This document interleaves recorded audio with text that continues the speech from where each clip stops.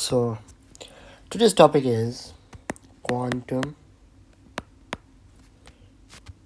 mechanics. Well, that's the topic which I study mostly. So our topic from quantum mechanics is something known as quantum spin, which is a lot different from what it sounds like. So quantum spin, also known as intrinsic angular momentum, IAM, that's what I call it. IAM.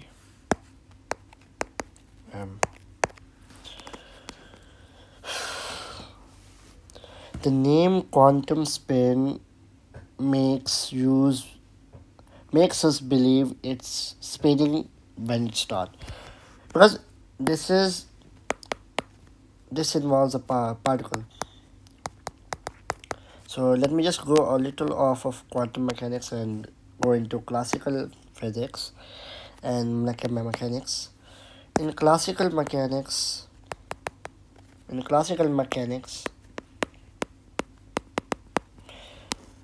spin is what causes an object to spin. That if a ball is, or let's suppose, a yo-yo. We have a yo-yo, right? Yo-yo. And when you throw it down, this part of the yo-yo is spinning.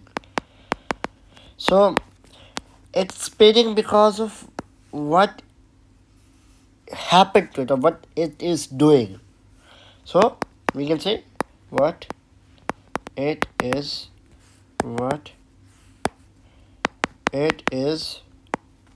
doing means because of it happening, or because of that thing happening, it's spinning. So it's for this we call angular momentum in classical mechanics. Angular momentum. So, but in coming back to quantum mechanics, quantum spin or mechanics, here it's different. Here a particle will spin. In quantum spin it's spinning, but it will spin because of what it is.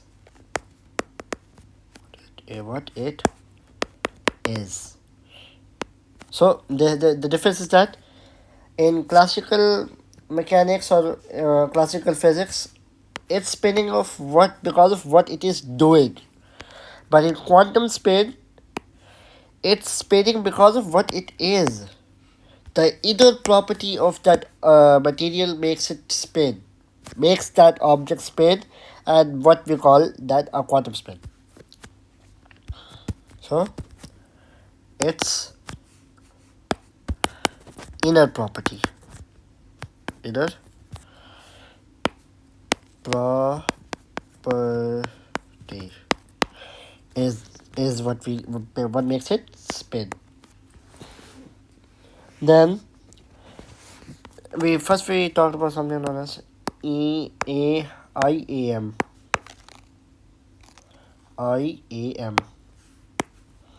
And IAM stands for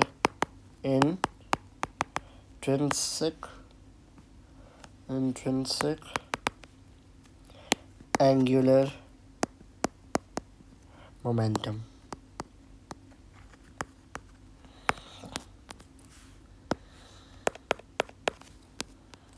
And here intrinsic mean, that's the main thing here, a property which is possessed just because of what it is. So then we can come back to this.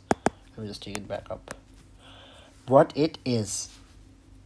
It's a property which is possessed by an object, or here we will call particle, for what it is, for not what it is doing. Unlike classical physics, in that it's what it's doing.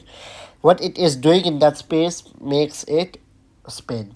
But here, what that object is made of, what it is, whether it's an electron or something or whatever particle, that makes its spin differ from other main fields or other particles. So then,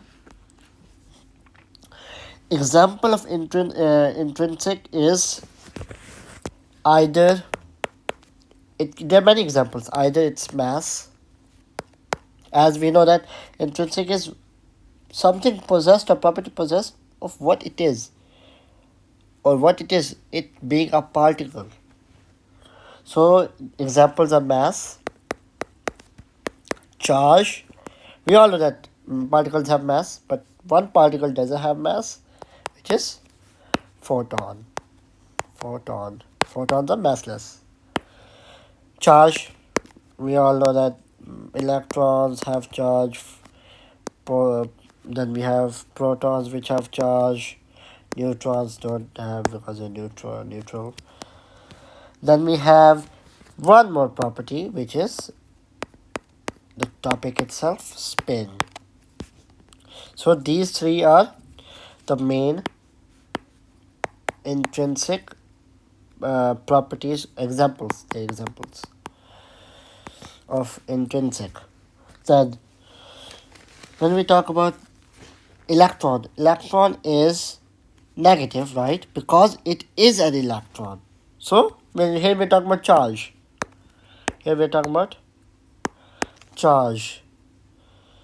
That electron, I'll just write E, this is negative,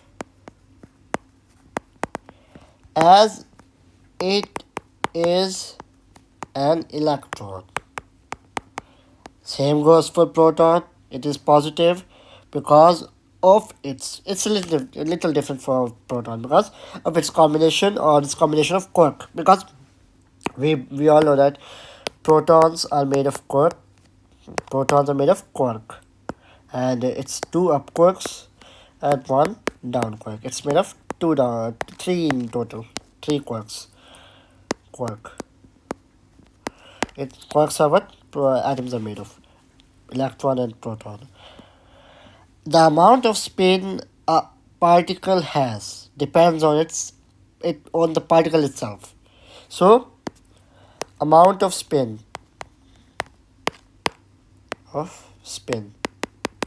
depends on the particle itself. Meaning, when we take an electron,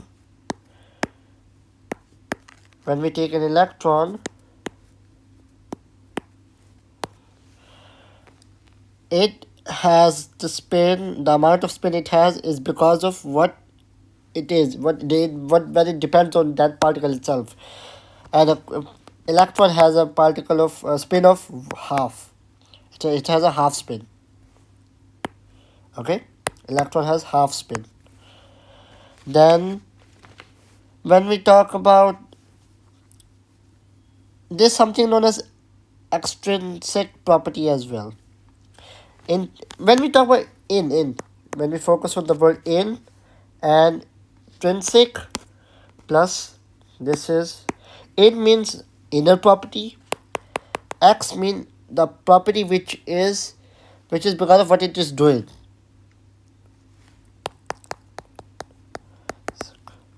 Now here, so this part itself tells us that here what it is doing.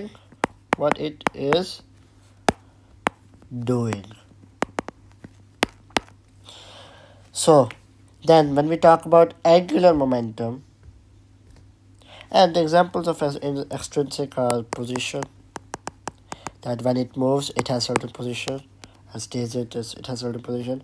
When it's moving it has certain momentum. And what is momentum? Momentum is mv, or mv for classical, but in quantum level, we take m. It's not m, it's actually h over lambda. This is non-locality, this is locality, but I would rather use this as for, I'm talking about particles. Then angular momentum. What is angular momentum now? First, we talked about intrinsic. The full form of IEM is intrinsic angular momentum. First, we talked about what is intrinsic, the property, the inner property or the property which is possessed because of what it is made of. And now, angular momentum. What is angular momentum? Angular momentum. Here, this is a vector quantity.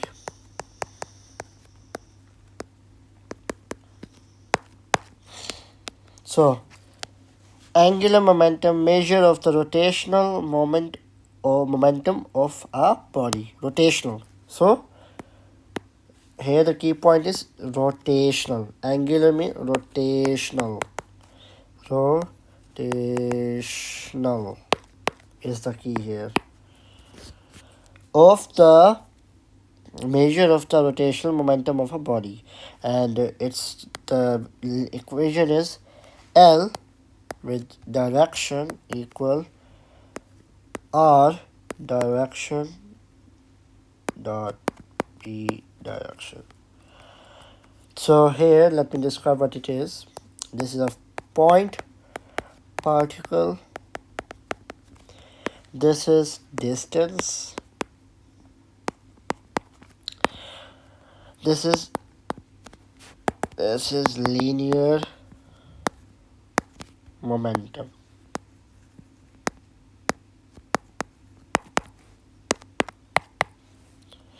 Now in a diagram type, we will take it as like this. In diagram, how diagram will illustrate it.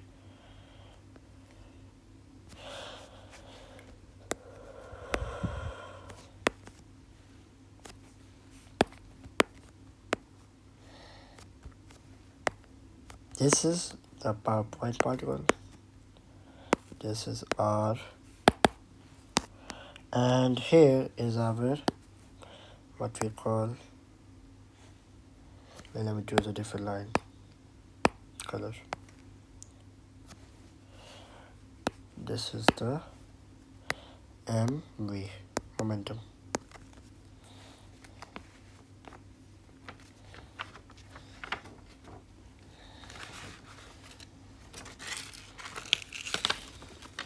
Then definition of intrinsic angular momentum is spin is a definition whatever. Spin is a property such that a particle possesses angular momentum without rotating. That makes sense because when the spin or the particle, it has a spin because of what it is and what it is not doing. What it's not doing when it's not spinning right now, it's not rotating. So it has certain spin, but it's not spinning if you like look at it in a some certain perspective. So then, yeah, for now this is it.